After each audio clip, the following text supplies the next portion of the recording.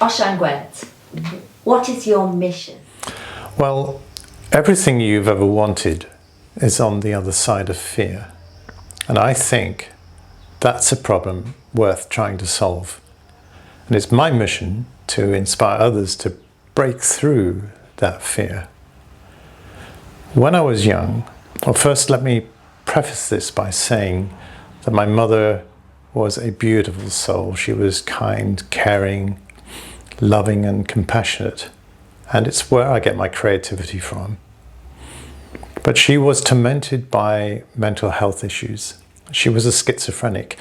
And when I was 4, turning 5, she had an episode and disappeared from our lives for several months.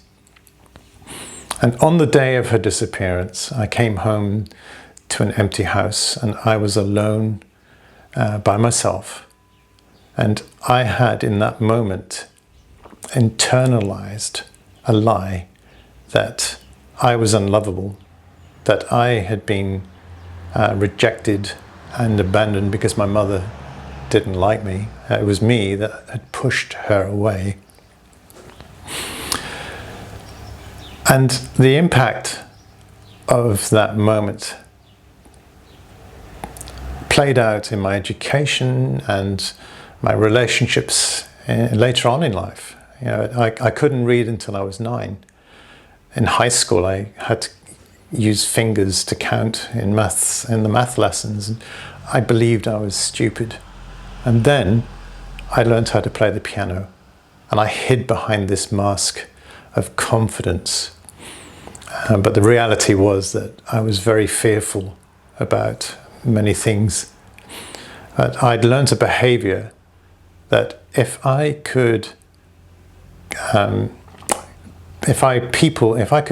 get you to accept me through performance pleasing or people pleasing, then I could control my environment. In fact, it was a form of control and manipulation. And if anyone was going to do the rejecting and abandoning, it was going to be me.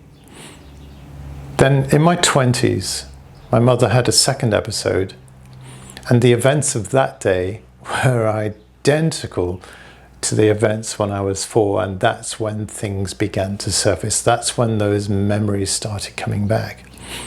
But it wasn't until later in my adult life, talking early 50s, when I started to dig down and discover and talk about these things. And I talked with one sister who told me that she had come home from school and she found me.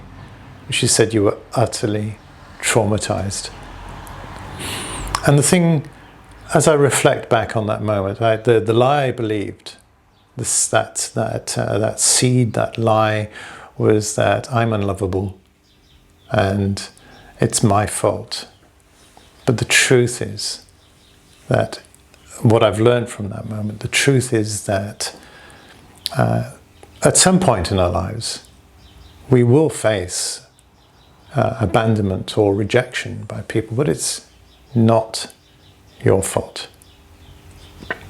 When I was 7, I remember I was extremely fearful of water. My dad would do everything he could to try and make me swim. I'd only go to the water's edge and dip my toe, and I hated it.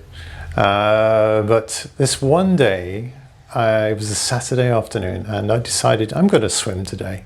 So I headed down through the park, went into the swimming pool, got changed, and I decided, yep, this is the moment. So I jumped in at the deep end. Well, it wasn't long before I started drowning, and I sunk, as you know, like a brick. But and I knew in that moment I have to save myself, and I took my first stroke. It was perfect. No, it was more like this. But at least I knew that I was swimming, and I felt in that moment overjoyed. I felt unstoppable. I felt invincible.